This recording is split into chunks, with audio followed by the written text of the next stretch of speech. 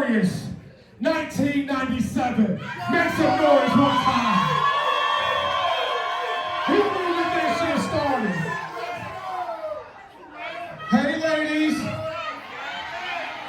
I have never seen such a group of gorgeous, sexy, intelligent, educated gangbangers in my motherfucking life. You know, you big folks when you throwing up GD at the National Honor Society. I love y'all. I do. I do. And let me tell y'all something. Where the pom-pom girls at? Where them cheerleaders at? If you took BET Uncut and Bring It On and they had a love child, that was the pep rally right there. I just thank God they didn't have cash out back then. Because after the homecoming, I'd have been hungry as hell in Portillo's we ain't eating. Nah, dog, Camille and them got all my money, G, but it was a sight to see. It was a sight to see. And what my football players at? You gotta be a talented athlete, and shout out to Frisbee Jackson. 2026 Super Bowl champion. And let me tell you something. It takes a special athlete to win a football game, and you ain't got no blood in your feet because your dick been hard watching the pep rally all goddamn day. That take a special talent. I learned so many. Look, I done lost my voice fucking with y'all because, man, we off the chain. I learned so many life lessons from Morgan Park. So many. One of my favorite lessons was on birthdays. Y'all remember birthdays at Morgan Park? You remember you get them Suzy Q's? You get the Suzy Q's, right?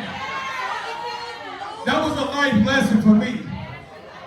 And the moral of that story was, if the woman looked forward to getting her face creamed for her birthday, she's a motherfucking keeper. That's all I said.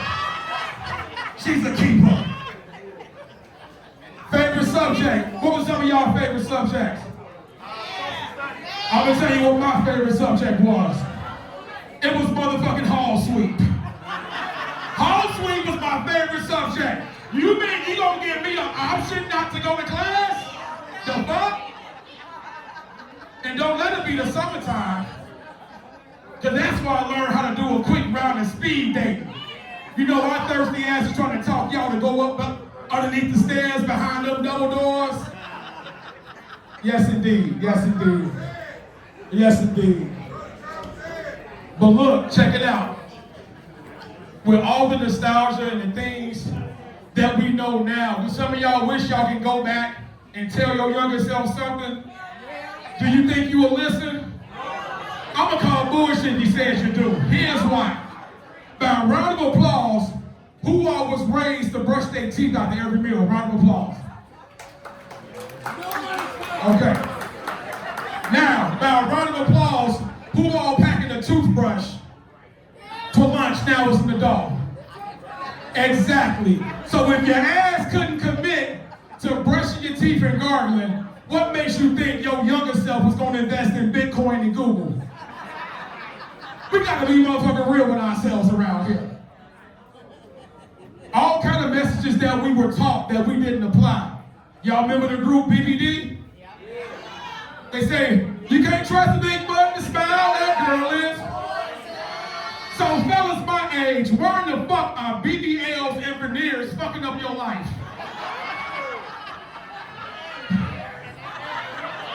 BBD told you. They told you. But I'm gonna tell you who the keepers was. I'm gonna tell you who the real keepers was. Where my mother pluckers at? Women with facial hair. You ain't never heard a song about beware of the bearded lady, not one time. Can you imagine your homeboy calling you? Hey dog, I think it's over for real. How you know? Man, she took the razor and the shaving cream. This shit over with. I started to think BBD stood for Beautiful Bearded Divas in this motherfucker, because you ain't never heard them say, watch out for the bearded lady, right? So I see we got some drinks up in this mug. Clap it up for yourselves. Now listen, I don't judge you for drinking, but I do judge you based on what you order, right? Hennessy, Crown, or anything brown, you know it's going down, right?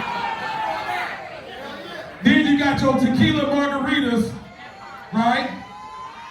Yeah, I see y'all with y'all emotional asses. Telling their friends they love them every 30 seconds. And they nights usually end with them eating tacos with their eyes closed. But the ones that I do give a side eye to be them vodka and cranberry drinkers. Because let's be honest, neither one of them tastes good by themselves, let alone mixed together. Like, there ain't a single black kid in here that risked their life calling their mama at work asking can they drink cranberry juice. The Pepsi was something different. That was something different. So when I see you on your 8th vodka and cranberry, I'm like, look at you. You out here with a UTI, tingling and mingling, and you thought that shit was gonna clear up by last call. If you don't take your ass to the damn doctor, then they go on Facebook like we asked them, hashtag up for no reason. No, you done took your dirty ass to the doctor, and it's time to take that antibiotic once every 6 hours.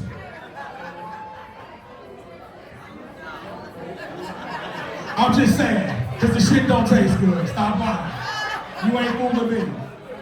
You ain't fooling me at all. At all. So, growing up in a 2-parent household, it didn't save me or our family from being exempt from being influenced by gang activity. You know, that's just how it was.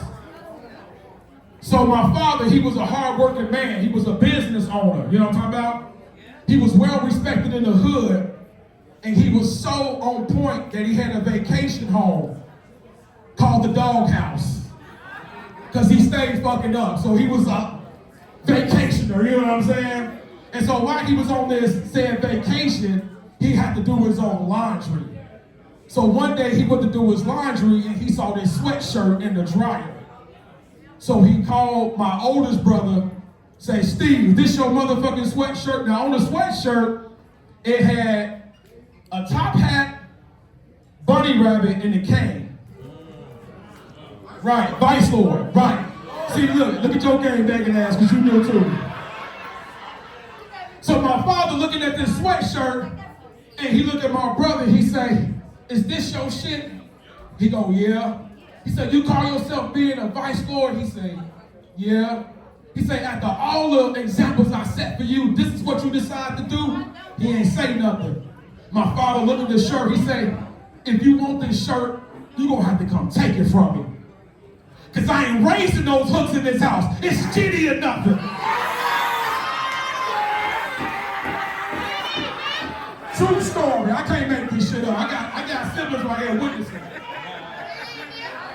He said, now come on, put your shit on, we give this shit back. I'm jumping your ass in, and don't be late for exercise class on Friday. I love y'all for real, I do. So look, even though I'm in Texas, right, because y'all can't stand when the motherfucker move. Like, y'all be happy, but y'all be like, you know, crying them Jesse Jackson tears and shit, like. So I be down there in Texas defending us, right? They had the nerve to ask me, well, Melvin, don't you feel a little bit safer walking the streets of Fort Worth than you do in Chicago? I said, fuck you. I said, the only reason why y'all streets is safer because y'all do all y'all shooting in schools. Fuck. Y'all can learn something from us because we don't play that shit in the school. It's just like, to me, I think that some of y'all straight women can learn something from lesbians. Because they do something that I absolutely admire.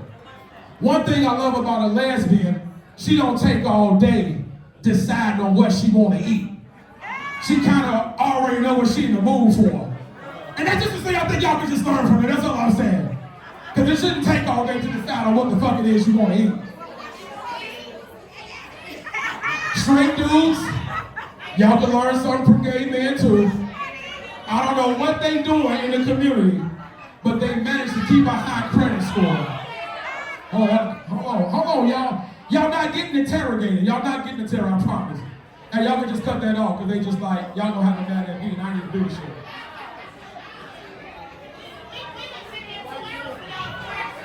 Listen, I appreciate it.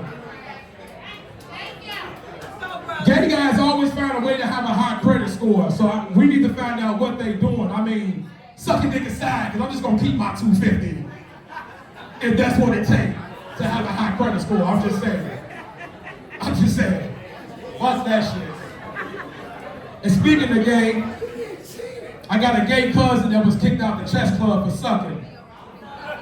He was aggressive and he lacked discipline, you know what I'm saying? And no matter how many times the chess club tried to straighten him out, he would always resort to the same tactics. I say, cuz, what's your problem? I don't like using a rook, it's a straight piece. I say, well, what's wrong with the knight? It moving an L shape, that sounds like a lesbian to me, the fuck? I said, well then what about the bishop? God damn, don't that sound like a Catholic priest? I said, now come on, cuz. What about the fucking pawn? He said, well, it looked like it's straight. But by the time they get to the other side of the board, it gets to identify as any other piece it wants to. Don't that sound like a homophobic politician with a Grindr account? So every chess match, it was the same thing. Yes, queen, yes, yes, queen, yes. So they kicked him out the chess club or something. So recently, my Uncle Anthony had passed away, right? Oh, I got some sympathy pussy, I like you. I heard that all the way from over there. You meet me over, okay, all right. So he was one of my favorite uncles. You know, he was the uncle that didn't come with no disclaimer like, come from out that basement, you know, your uncle down there. Don't go sit on his lap, and he kept it real. And you know, black people, we don't have life insurance, right? We got the GoFundMe page. That's how we pay for shit around here, you know what I'm saying? So we end up getting them cremated, and my uncle was always afraid to fly. So I said, hey, let me take Unc on his first flight. Let me get the urn, put him on his first flight. Go through TSA, and I got flagged. We go to the office. Y'all, they come back and put me in handcuffs. Come to find out, Unc done left 3-5 worth of crack in the ashes. So I need an attorney real quick, for real, and this is some bullshit. Moral of the story, it's never a good idea to cremate the family crackhead. Fuck Unc with his ashy ass. Fuck you afraid to fly but wasn't afraid to get high. That's some bullshit. That is some bullshit. Y'all listen, I'm not gonna lie to y'all. I know a lot of y'all been saying, Melvin, it's about time. Where the fuck took you so long? I had to pray for this journey, y'all, for real. I really appreciate everybody in here. Look, I got my mom in here. This is a dream job. Do you know how long? Listen, do you know how long I've been waiting to cuss with my little friends and I can't get in trouble in this life? I've been waiting for this. I don't even care about the groupies. Maybe a little bit. I'm just playing. But I seriously prayed for this, y'all, like for real. But one thing that I learned about prayer is that you gotta be more specific.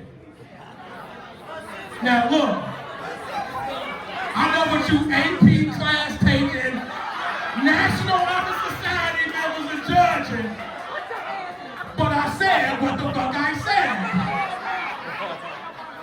The reason why black people say Pacific, because we did not have a good relationship with the Atlantic. Well, it's true. The shit is in the history books. You better read them hoes before they ban them. And that's how Mary had a little lamb. So when I prayed, I didn't know God was going to take the taste of weed out my mouth. What my 420 said, I know I smelled y'all in here. But look, y'all, let's be honest. When you high, you be eating dumb shit, don't you? Like, everything sound good, don't it? I used to be walking around the house smoking the weed. Yeah, I think I'll make me a Pop-Tart cheeseburger.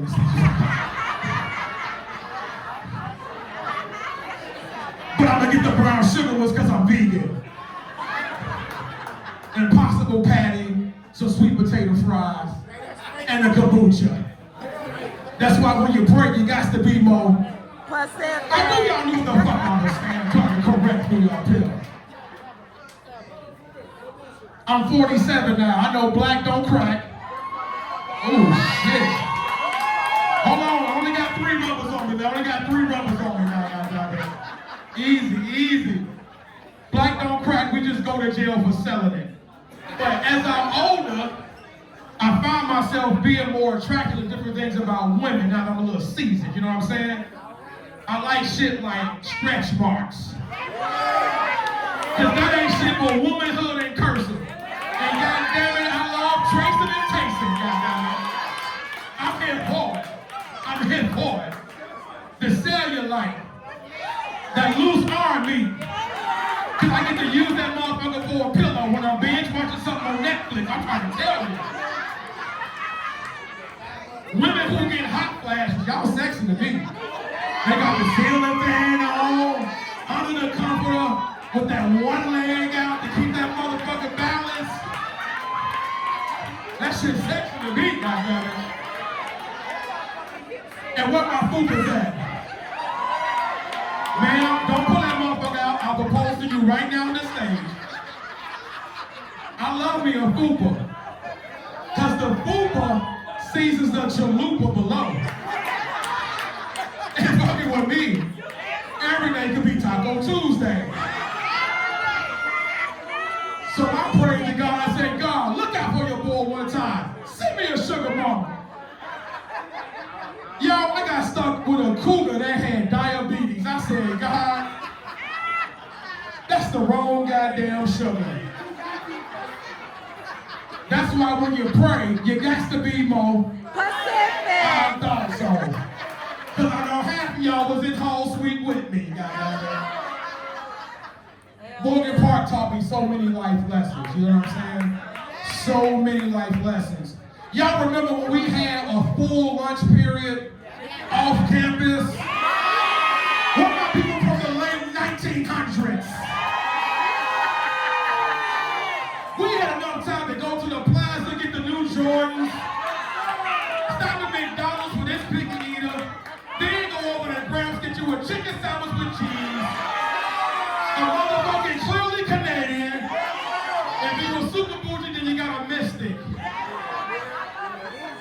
We was heartbroken. I think we should be compensated for when they cut us down to 23 minutes. Because we had to improvise. We had to do a combination of things. You went to the neighborhood girl house, she bent over, you sucking on her fingers, she sucking on yours, cause y'all got heralds and y'all got to fuck at the same goddamn time, so you wasn't late for class. Then she got the nerve to call you about 2 days later, I think you burnt me. No, bitch, Harold burnt you. That was the mouse sauce that ran down the crack of your ass. But I thought you was okay with being burnt by the motherfucking smoke detector beeping the whole time we been here fucking.